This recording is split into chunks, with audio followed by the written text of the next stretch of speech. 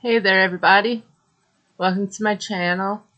Today we're going to get into Before the 90 Days, Season 6, Episode 2, Say Anything. If you enjoy the video, please subscribe and leave a like. It would make my whole day. Make sure to let me know what you thought about this episode.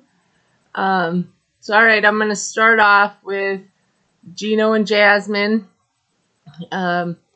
We begin with them, and Gino is still stateside. He is getting ready for his trip to visit Jasmine in Panama.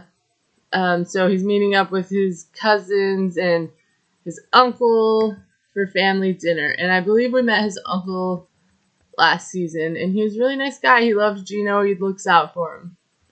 So he walks in, and they're making homemade pasta, and his uncle made homemade bread and 3-hour sauce. I want to go to dinner.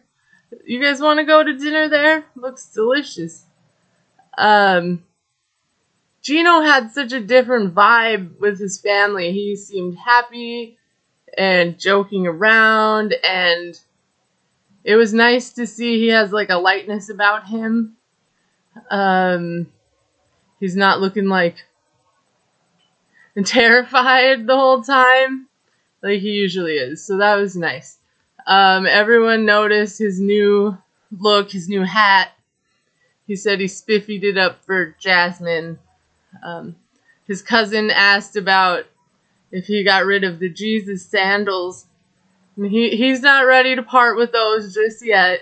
Baby steps, you know. Then the uncle brings up he saw Jasmine's new fancy penthouse suite. And he asked Gino if he's paying for that, and Gino's like, yep. So did you bring up the prenup again? You know, the uncle's like, what's going on with the prenup? Jasmine already said she would never do it, and if he messed up, she's kicking him out on the street and taking everything he has, so I doubt he's getting that. But now, seeing how she's wanting to spend his money and making him pay for all these things, he's definitely considering it. The family's also concerned about him sticking up for himself, and thinking about what he wants in life. And that's definitely true, and he agrees with them. He's gonna put his foot down and push the prenup. And I pray that the force is with Gino. He's gonna need it to survive Hurricane Jasmine when they talk about this, right? So then we bounce on over to Jasmine in Colombia. She's in the middle of hot girl summer. She's living her best life. She's meeting up with the girls the night before her man gets there, and she's excited.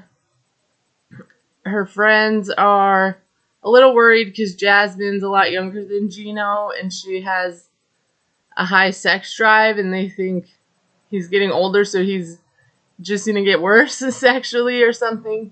That's their opinion, not mine. I think every person's different. But also, the friends bring out a gift. Before I get into the gift, I've noticed a new trend watching Love in Paradise. Nicole gave Lydia almost like a bachelorette party type celebration the night before Scott came to the DR. And that was a little odd, but I thought, okay. And now it seems we're doing something similar with Jasmine, right? The night before, she meets up with her girls, and they bring her a gift. And I just don't know if this is a new trend I'm missing out on. Like, the night before you go on a date after a long time, you celebrate. Like, you're getting married. I don't know. Let me know if that's a thing. Sometimes I'm out of the loop, you know. I stay home a lot. So, I remember finding out about a sprinkle, how you have a baby shower and then another baby's a sprinkle, not another shower. That was news to me, so maybe this is new. I have no idea. But anyways, the gift. They're like teal, like booty plug things, and she's interested in trying that with Gino. So she knows, she's researched, she's going to train herself to get there, right? She's overjoyed at this gift. Hope it works well, as always. As always with Jasmine, her happiness is very short-lived. And she goes from ecstatic and happy to complaining about Gino's family. They were commenting on her social media. He said, "How much do you really love my cousin Gino?" Not sure if it was the cousin from the dinner, but most likely. Instead of saying something like, "With all my heart," or "I love him unconditionally with all my being," or "to the moon and back," or something, she gets really mad and defensive about it, thinking that they think she just wants money and a green card, and nobody's for sure that they're wrong, right? We don't know. She's very offended, so instead of believing in herself and her motives, she gets defensive. Her friends bring up if she's going to be okay going to America with no friends, no family, she'll be alone. And this woman, I kid you not, has come up with a new solution to everything, right? She's going to ask Gino to immediately make a will and leave everything he owns to her. I mean, before they're even married. I'm really into like forensics and things, so my deadly women sensor was going off. Like, oh, leave you everything in the will in case he dies before you guys get married in a few months. I don't know. So basically, Jasmine is way over here, right? About the prenup, and Gino's way over here. She wants everything. I don't know how these people are going to meet up in the middle. She's talking about leaving her stability and her happiness, but he is her stability. He pays for her entire life. This bitch got a new face. I mean, boobs, everything, right? He pays for a $3,000 a month apartment just because she cries about it. So I'm pretty sure she was born miserable. And I really hope Gino doesn't do that, right? So later in the episode, Gino gets to the airport. They're so excited to see each other. He's excited to go see her, right? Work on their issues. His uncle takes him, gives him the pep talk, stand up for yourself, bro. You got this. Don't let her push you over. Gino seems like fired up and ready to stand up to Jasmine. We all know that as soon as he sees her, that's going to change. The uncle says it. He didn't have to say it, but he said it. But he hopes for the best, and he really hopes Jasmine's going to accept the prenup. Now, from this will discussion idea, it's not looking too good. So, Gino does talk about how over time he's loved her more. He sees how caring she is. He's talking about this is the last chance for them to work on their issues before she comes to Michigan on the K1. So Jasmine's at the airport. She's excitedly waiting for her man. Gino lands. She makes it. They're crying. She runs. They embrace, they hug and kiss. But as she's running, I noticed that her lipstick is already all over her face. When she reaches Gino, it's like on his neck. I'm like, okay, they definitely filmed this a couple times. And then she's just coming on strong. She's got lipstick all over him. He says that. It's a mess. Like, I'm glad I don't wear lipstick. She starts making jokes about if they weren't in the public airport, he'd have lipstick other places. She's very pent up sexually, I believe. And poor Gino looks uncomfortable and does his like, hey, hey, or whatever laugh he does, you know. And that was where we left them, covered in lipstick, reunited, happy. They got a good 5 minutes before Jasmine blows up about something. I'm excited to see that next week. So, let me know what you thought about Jasmine and Gino. Is she going to make it to America? Or will they be on Deadly Women after he does his will? I'm not sure. But, let me know what you think. So the next person they move on to this week is Riley. He's from Pennsylvania, and he is with Violet, and he's getting ready to go to Vietnam. So when we see him, he's driving, and he's moseying on over to go visit his dad and check on him. We found out that during the pandemic, his dad caught the virus and, got super sick, and he almost didn't make it. But he says his dad's stubborn, right? He wasn't going out like that. So he pulled through. I'm glad he did, because right when I saw him, he just seemed so nice. I'm usually a pretty okay judge of character. He is cooking. He's making his son curry goat. It's Riley's favorite thing his dad makes.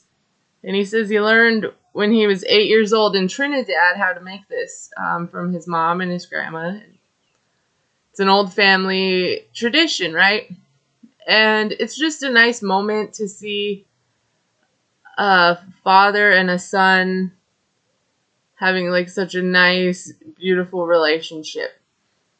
They start talking about Riley's upcoming trip, and his dad is scared. He doesn't trust Violet.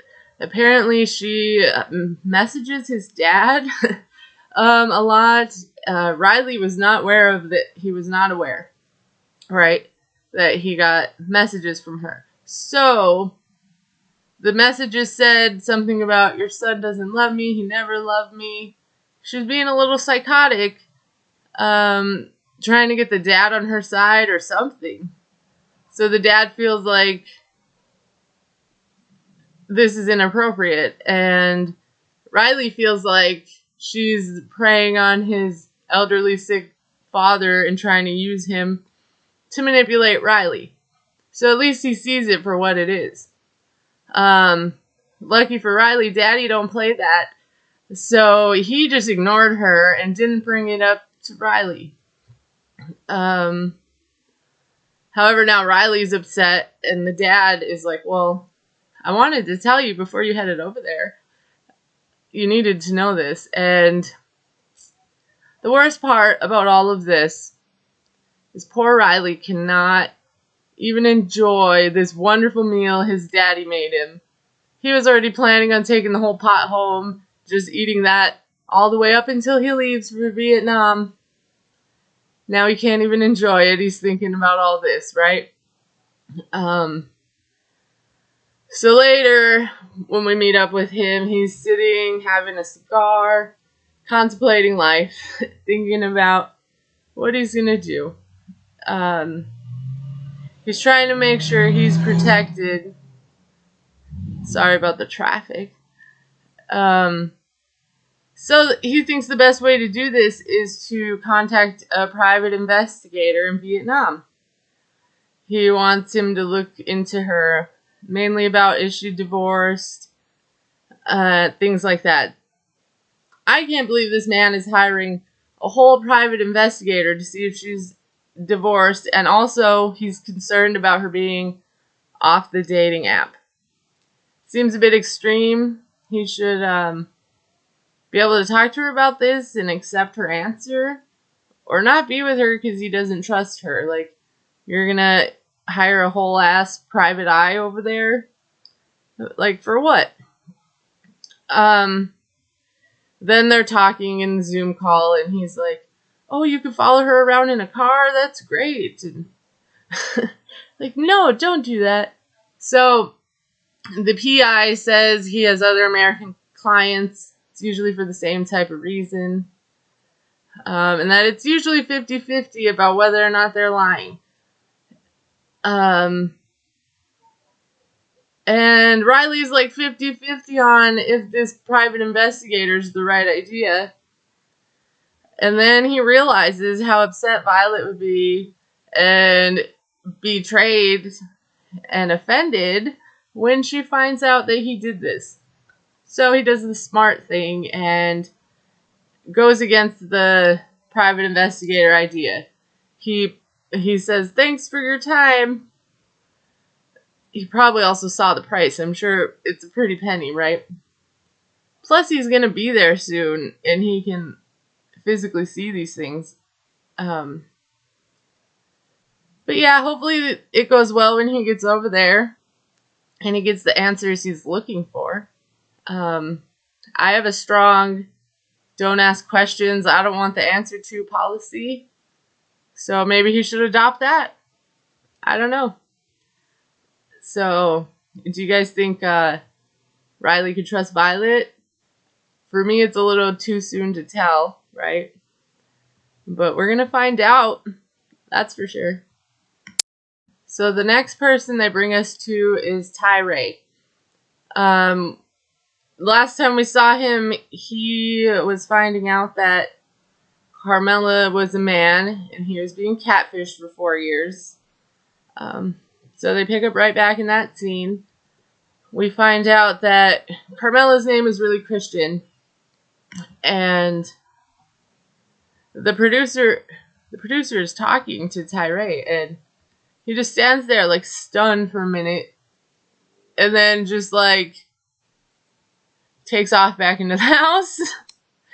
And I don't know if I can't quite remember if that was before or after. They said they have like a recording of the conversation they had with Christian. They had like all the message exchange, and that they could show him. And he didn't want to see them. He's not ready. And actually, that's when he goes back into the house. He definitely seems embarrassed and stunned, and all of that's understandable.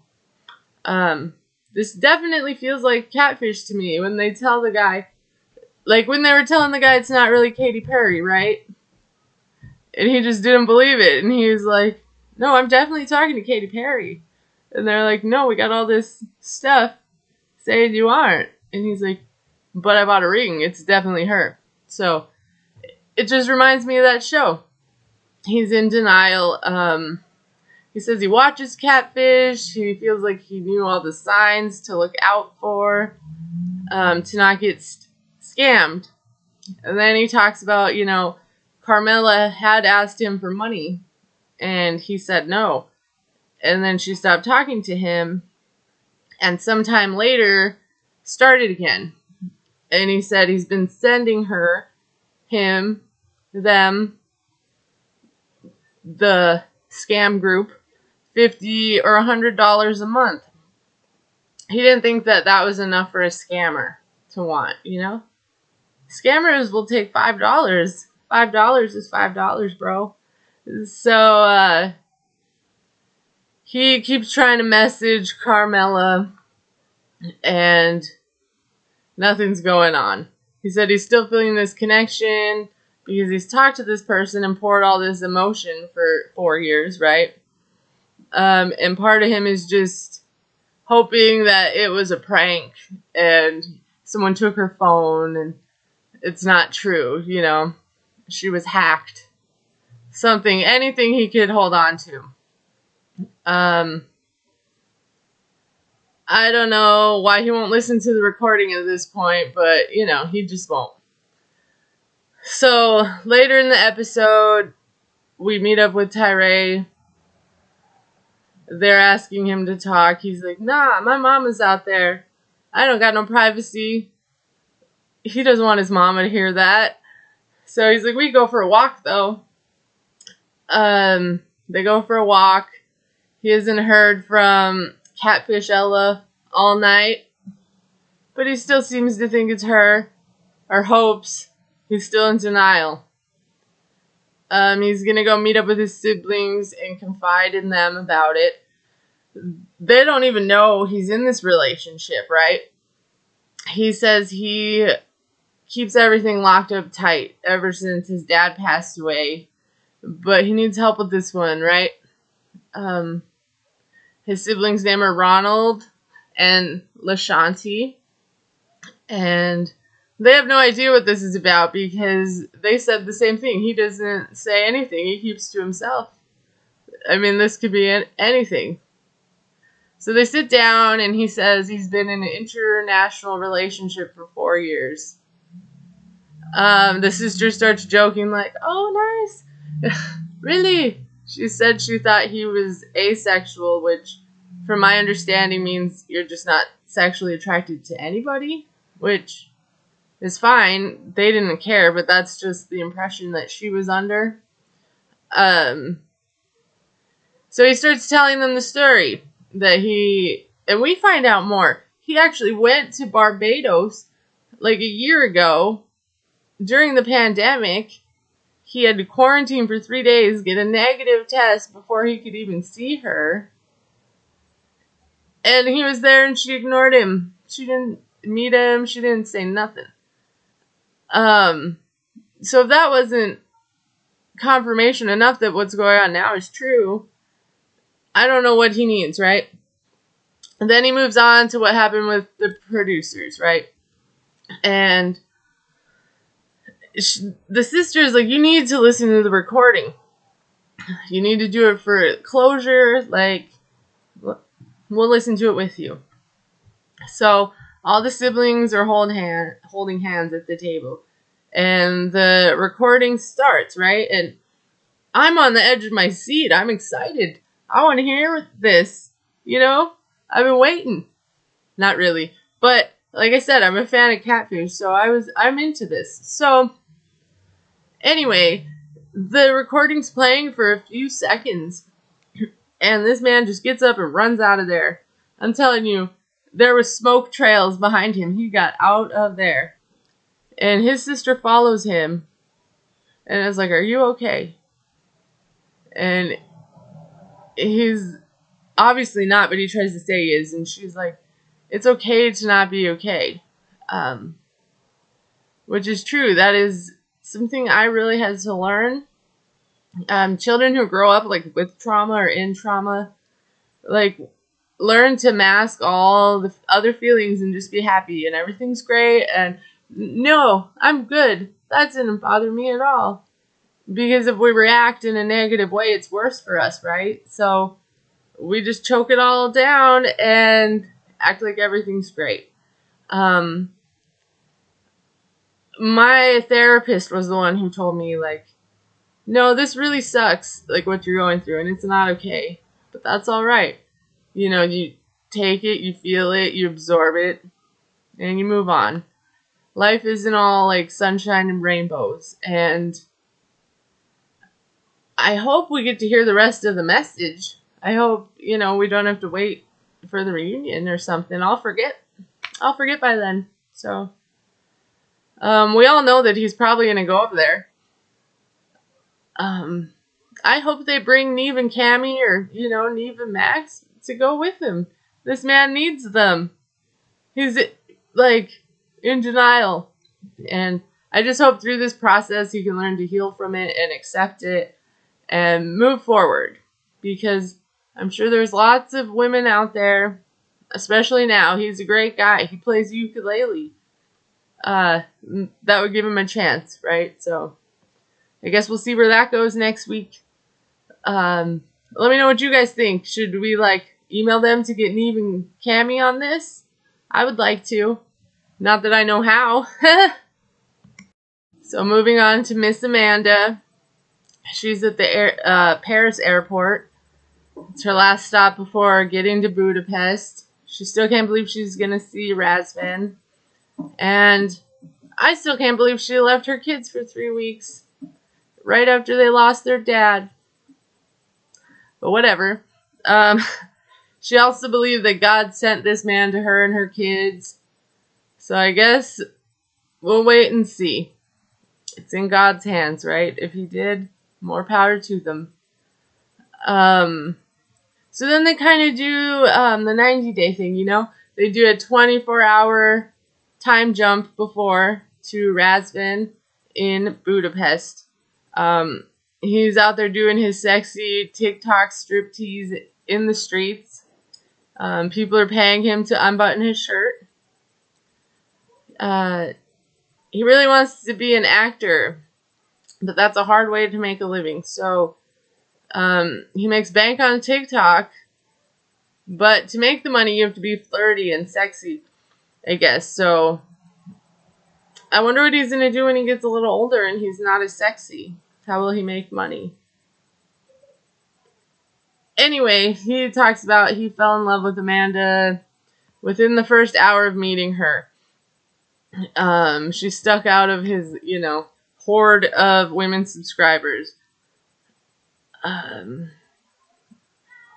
Then he goes and he meets up with one of his friends, Diana. He says they're just friends. But the way she embraced him and she rubbed down, I don't rub my friend's chest. But I'm pretty sure they at least made out a couple times. There's something there, I'm telling you. He's explaining to her he's excited, his lady will be here tomorrow. And she's like, already? How long?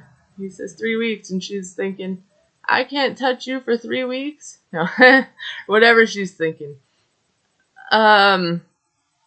She asks what's so special about Amanda that made him steal her heart. I wonder from whom she stole his heart.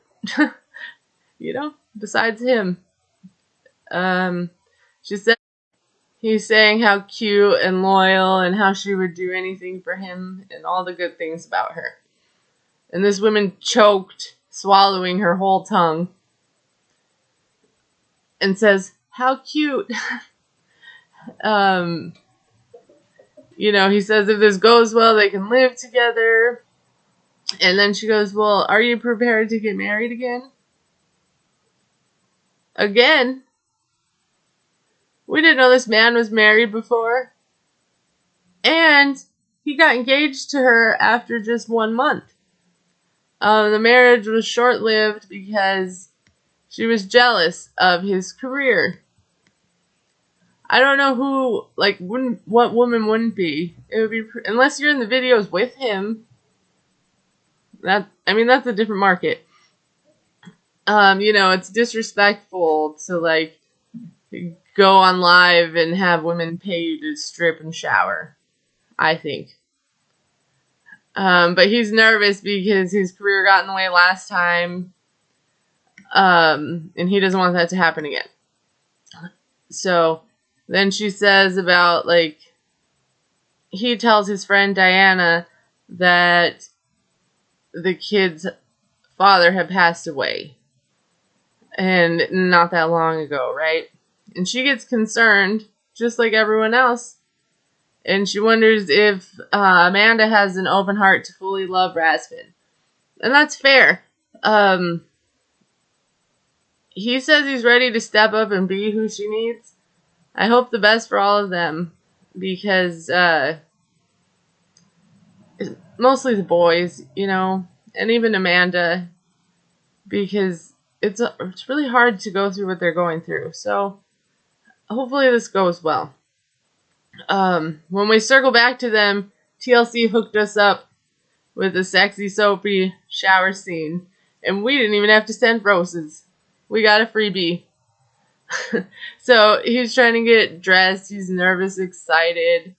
It's so cute, and I love watching them get all giddy and go to the airport, before all the issues hit the surface, and they're just happy. Amanda arrives. He's at the airport, and he has this adorable stuffed teddy bear that looks like it's made of roses, or it's looked to be made like roses, right? And I loved it. Um, he's like upping the bar for the bringing flowers to the airport moment. Like you have to bring flowers. He brought a flower teddy bear. Um, so she walks out and they see each other and she looks like so nervous that she can barely walk forward. And then they hug and then they kiss a lot. And she finally sees the bear, but she's like monotone. She's like, "Oh, thanks, I love it. It's wonderful. How cute." Like, what? He like upped the game. Anyway, he wants to kiss her more, and she's fine with that. But then she's starting to realize that it's not going to be as easy as she thought to like kiss and touch another man. And that she's saying this in the interview, and then TLC being shady, cuts to a clip of them just making out. I thought that was funny. So like they're casually driving home, and it's like, yeah, the schools here are the best. So I'm starting to think he's gonna want her and her boys to move over there. And I think that would be the worst thing ever. Like, just rip them from their entire life. Let's do that. He didn't say that, but that's just the vibe I got. You don't start talking about schools unless you plan to use them. So she gets to his apartment, and there's a box of tissues by the bed. And does anyone not know why these tissues are there? Like, I'll wait. No, but she asked him about the tissues, and he's like, they're good to have, like, for sex. And she's like, why? Because you cry after? Well, in the middle of this, she gets a phone call, and it's her kids, and they miss her, and, the boy starts asking all these questions about, where are you sleeping? Let me see the room. And she says she's going to be sleeping on the couch. And she seems really uncomfortable about this whole conversation. And then she gets emotional because she misses them. But despite all that, she needs this. She needs to do this to, like, secure a father figure she's desperate for. That's my opinion. So she gets mad. He didn't make room on the sink for all her crap. All his stuff is there. I don't know why she got so upset by that. But that's when he starts to realize that he's going to need to be patient with her, especially since this is the first time she's being with someone not her husband, or her deceased husband. They're in bed and she's just blushing. She's nervous. She says she's definitely not getting it in with him today because she feels guilty being even like next to someone in bed that's not her husband. And that tells me she's not ready for this. If you're not ready and it makes you feel guilty laying with another man, you need to get to a place where that doesn't feel so bad. And it's probably always going to be weird the first time. I don't know. But, like, she hasn't worked through her issues, and I can tell she's having a lot of anxiety because she doesn't know what to do or where to put it. And I don't think she's going to stick to her not getting it in rule for the night or whatever. I'm sure next episode they'll say, yeah, we had sex. I didn't mean to, but I couldn't help it. Something like that. Do you guys think so? Do you think she stuck to her rules? I think not. So we're going to end out here with David. He's heading out to meet Sheila. His friend picks him up. His friend Carlos. He's giving him a ride. He's definitely worried. He told him if he needs to come back, he will pick him up. And he knows communication will be hard, but he doesn't want his friend to be heartbroken. He has a world of worries. David has a lot of worries in his head besides meeting his girlfriend for the first time. He's deaf, obviously. We all know that, but he's deaf, so if the flights change, he doesn't hear the announcement. He has to wait for someone to come tell him, or hopefully someone to tell him. Plus, he's traveling internationally because sign language is different all over the world. And that makes sense because language is different, right? I don't know why I never thought of that. It never registered that sign language is also part of that. Like English sign language is obviously going to be different than, Russian sign language, right? So that's going to be an issue for him.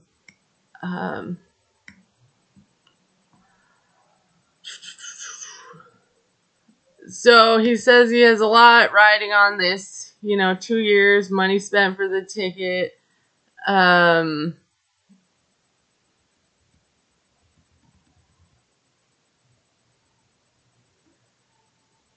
And his heart. Sorry, I lost my spot for a second. He's got money for the ticket. He's got all this stuff. His heart's on the line. He's hoping to come back engaged. If I hope that this works out for anybody this season, it's these two. I'm rooting for them. I really hope so. So he's hoping to come back engaged. We see a little more of his journey, and he's imagining that he'll get off the plane and they're going to run into each other's arms. And I do love, the hopeless romantic type thing. So then, we leave him at the airport, and it flashes 24 hours back to Sheila. So we get to meet Sheila. Her home seems to be in a very rural area in the Philippines. We get to meet her son, Janrel. He's playing in the neighborhood. She says about how she had him at 16. His father couldn't support them, so they're not together. She's raised him by herself. We find out they don't have, running water, so she takes it, collects it, brings it home. She just seems like a wonderful mom. They seem close, they have a really strong bond too. She also lives with her parents and her son in a little small house, right? After the typhoon, they lost the roof. They barely have electricity. I believe she said they have a toilet. I'm sure this lifestyle is going to be very shocking for David, and the fact that he can't even speak to anybody might be a lot. But Sheila seems happy for what she does have, and she talks about David and how nice she thought he was when they met, and how they video call, but she doesn't know sign language. And people are unsure about her being with a deaf man, but she ignores them because she's also hearing impaired. And she says, one day, she starts to talk about how when she was a kid, she put a broomstick in her ear and it broke her eardrum. And I just think about, all the small little mistakes kids make that affect them like that. Now she can hear with a hearing aid, but one day she said she won't be able to hear. She's talking to her parents, saying she's worried about him liking the house. And her dad's like, what can we do? The place is dilapidated. Every time I hear that word, I think of Shida, right? It's dilapidated. So then he starts saying, well, can he help with repairing the house? And Sheila says, he will if he can. But she's not going to push it because she's grateful for any help he does give her. She's had a hard time working since the pandemic, and he's helped her a lot, and she's very appreciative, and she needs it, and she deserves it. She reminds me of a beautiful person. So she goes shopping with her friends. She's going to find something to wear to meet David. They've said they've met him, like on video chat. They approve of him, is from what they've seen. They ask if she's seen his eggplant. And she says she has, and she approves.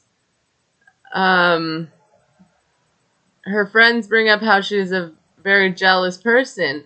And then she goes into like how fixing the jealousy, she plans on having them trade phones immediately so he can see she's not talking to other people. But it's really so she can see his phone. It's not for him. I'm sure he trusts her. And she probably trusts him too, but sometimes you just need that reassurance, right? She said it's going to be hard for them to discuss things in arguments because she would rather, like, if she's upset, she would rather speak. So she doesn't know how they're going to do communicating. Honestly, I think they have as much chance communicating as all the other couples who don't speak each other's language, because there's a lot of that. So let me know what you think. I'm rooting for these guys. Who's your favorite couple? Thanks for sticking through the whole thing if you did. And yeah, let me know what you think. Like the video. I'll see you guys next time. Bye.